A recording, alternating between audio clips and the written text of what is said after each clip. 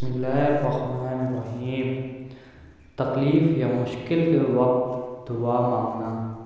سیدنا ابن عباس رضی اللہ تعالیٰ عنہ سے روایت ہے کہ نبی کریم صلی اللہ علیہ وآلہ وسلم تکلیف کے وقت یہ دعا مانگا کرتے تھے: اللہ کے سوا کوئی معبود نہیں ہے، وہ بڑا تحمل والا ہے۔ اللہ کے سوا کوئی معبود نہیں ہے، وہ عرش عظیم کا رب ہے۔